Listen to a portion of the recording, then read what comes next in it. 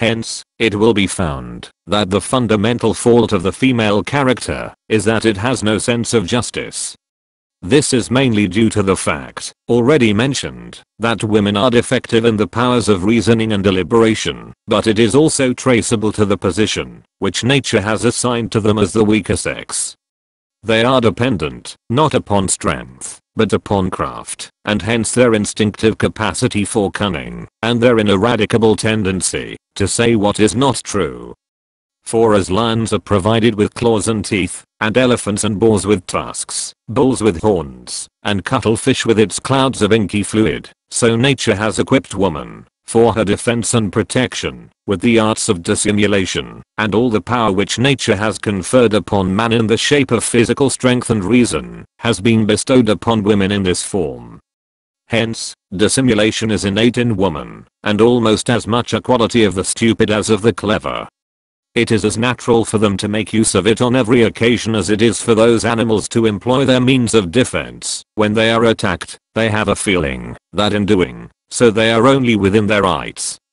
Therefore a woman who is perfectly truthful and not given to dissimulation is perhaps an impossibility, and for this very reason they are so quick at seeing through dissimulation in others that it is not a wise thing to attempt it with them.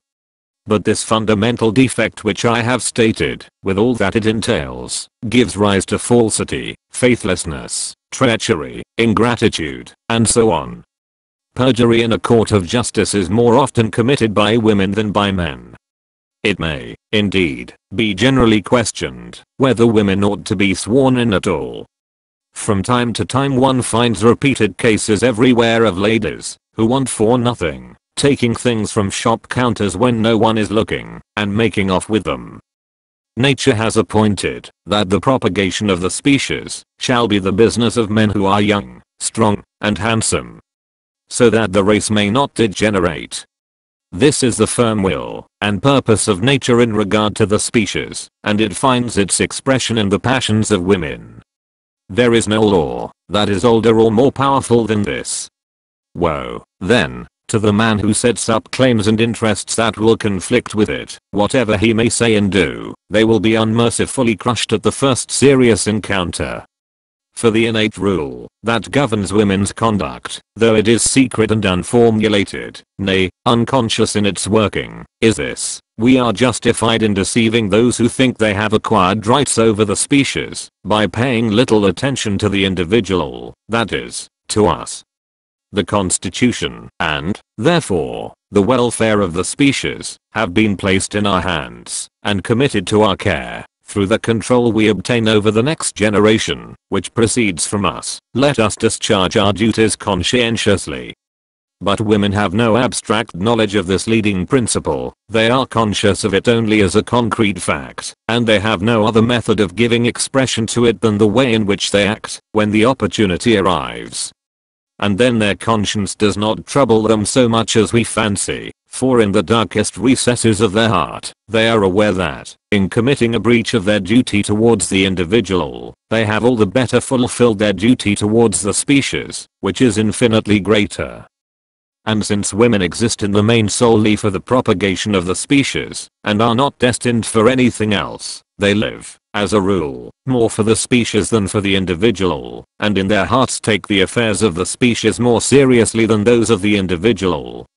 This gives their whole life, and being a certain levity, the general bent of their character, is in a direction fundamentally different from that of man, and it is this to which produces that discord in married life which is so frequent, and almost the normal state. The natural feeling between men is mere indifference, but between women it is actual enmity. The reason of this is that trade, jealousy which, in the case of men, does not go beyond the confines of their own particular pursuit, but, with women, embraces the whole sex, since they have only one kind of business. Even when they meet in the street, women look at one another like Guelphs and Ghibellines. And it is a patent fact that when two women make first acquaintance with each other, they behave with more constraint and dissimulation than two men would show in a like case, and hence it is that an exchange of compliments between two women is a much more ridiculous proceeding than between two men. Further, whilst a man will, as a general rule, always preserve a certain amount of consideration and humanity in speaking to others, even to those who are in a very inferior position, it is intolerable to see how proudly and disdainfully a fine lady will generally behave towards one who is in a lower social rank. I do not mean a woman who is in her service. Whenever she speaks to her. The reason of this may be that, with women, differences of rank are much more precarious than with us, because, 100 considerations carry weight in our case, in this there is only one, namely, with which man they have found favor, as also that they stand in much nearer relations with one another than men do, in consequence of the one-sided nature of their calling. This makes them endeavor to lay stress upon differences of rank,